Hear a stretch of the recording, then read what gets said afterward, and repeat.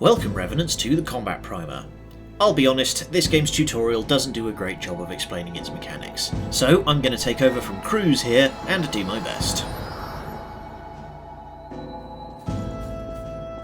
We finally meet. Are you clear-headed?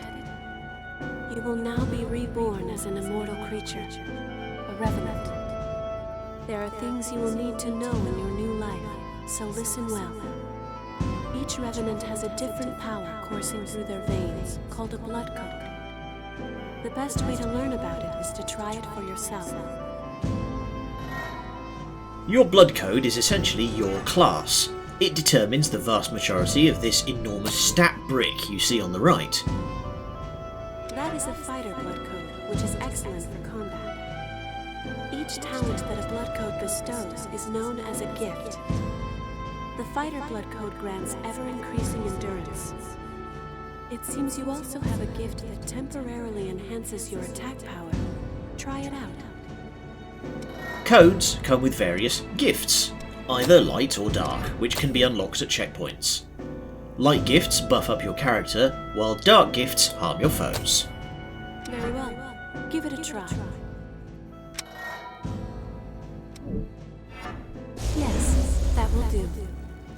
Be warned, the effects of a gift will not work unless it is prepared in advance. I forgot something important. You will need special blood to activate gifts. This blood comes from Revenants who have forgotten themselves and turned into monsters. The Lost. You can drain Ichor from the Lost by striking them with your weapon. Remember that. Those are the basics of a fighter's gifts. Use and learn each of them well.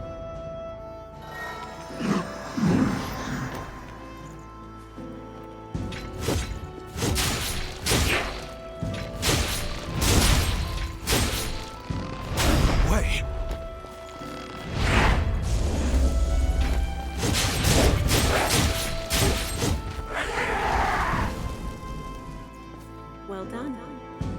Ordinarily, a Revenant has only one blood code, but you are different. The blood code you once held was broken and has vanished. That has left you with infinite possibilities. You have the unique talent to change your blood code. Come, look deep within yourself.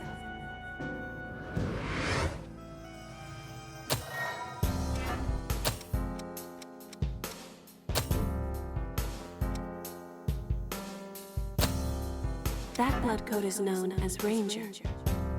Oh dear, that weapon seems to be too heavy for you. Rangers are nimble and best at fighting with light weaponry. Try switching to a bayonet.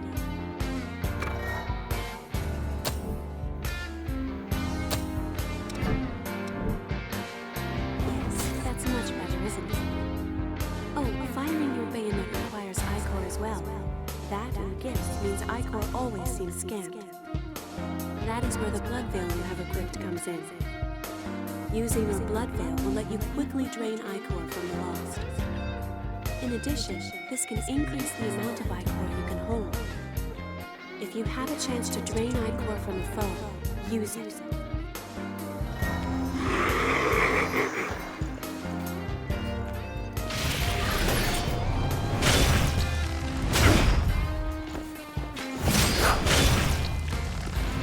Strength.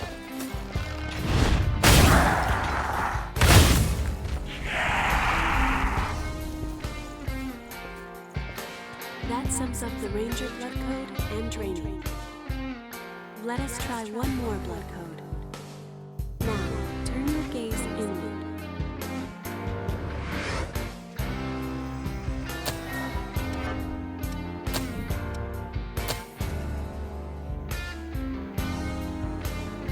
That is what is called the Caster blood code. Casters possess powers like magic from a fairy tale. With it, you can use gifts to fire projectiles of blood.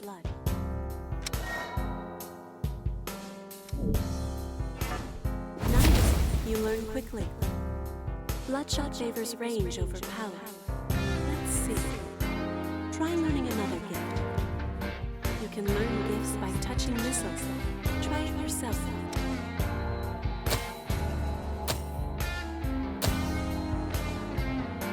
When you unlock a gift, you'll see this bar appears underneath its icon. Fill that bar by matching the condition displayed in the bottom right, and you will inherit it. This allows you to equip it to any code. That wasn't hard, was it? Now since you've learned it, why not try it out?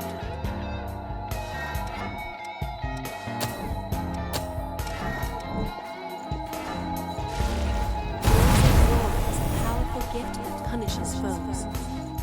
However, its cost and icon is high, so be careful that you use it at the right time. In addition, its power will change according to the blood veil you equip. Blood veils have different affinities for gifts. It can be complicated, but keep it in mind.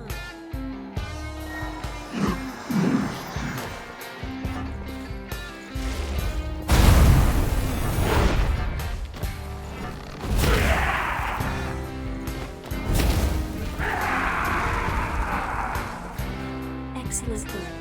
It's all quite sudden, but you picked it up, right?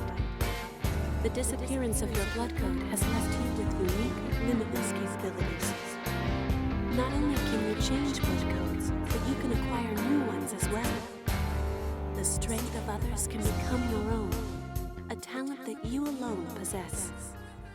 Since you are the only one who can do this, your blood is the only teacher you have. The key thing that your code will decide is your choice of weapon and veil.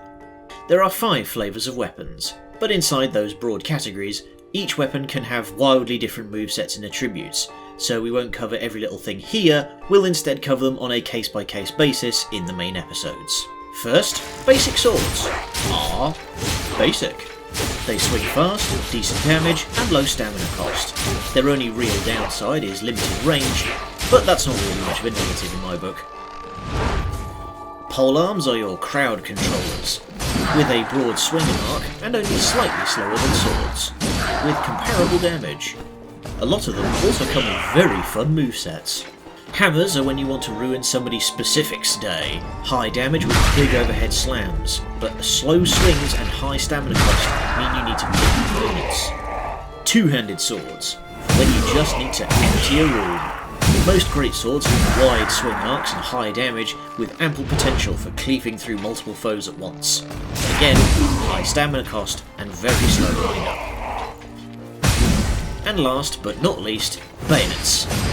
Bayonets are your sole ranged option. They swing fast in a broad arc in front of you, but their melee damage is low. The real juice comes from shooting, which takes up the heavy attack slot. Coordinate with your partner for best effect, and pay attention to your Ichor reserves, as they function as the weapon's ammunition. Next up are veils. These are your armour suits, and come in 4 flavours. These will determine your parry and drain attack, but actual stats can vary wildly from set to set. Ogre Claw types are quick and snappy, with the fastest charge on the drain and fastest parry, but the damage on the drain attack may be lacking. But the snazzy off-the-shoulder cloaks make up for it.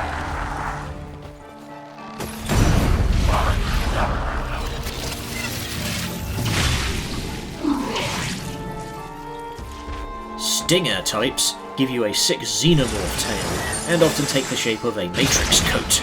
It's high range and decent damage, but are slow to charge. Their parry also holds for a few seconds, giving you generous timing.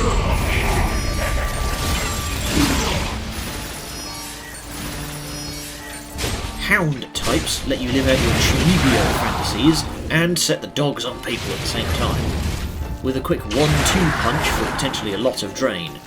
But again, a lot will follow.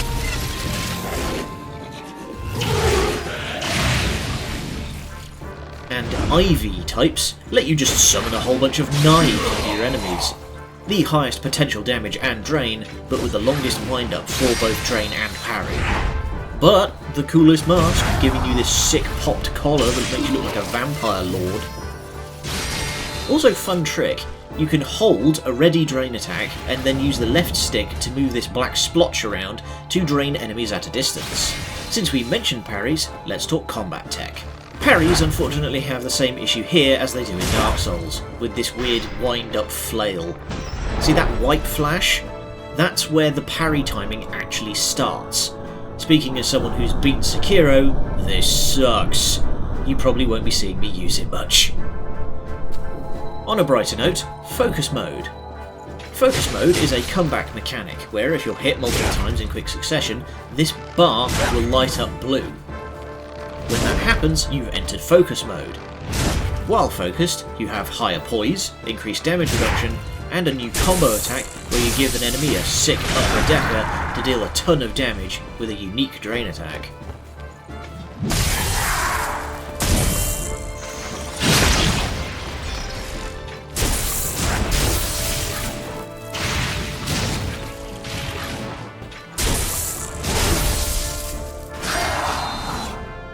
And finally, dodging. Depending on the defensive stats of your weapon, you will still take damage even if you block an attack. The only way to not take damage from blocking is by parrying. So dodging is the much preferred option. Dodging comes in 3 forms depending on the weight of your weapon compared to the weight limit of the code you have equipped. High weight makes you stop and do this awkward roll, medium does a forward dive, and if you can get it low enough, you do this crazy Kingdom Hearts wave dash. And that about covers it. Hopefully everyone at home is now up to speed with what's going on. See you next time for the main event.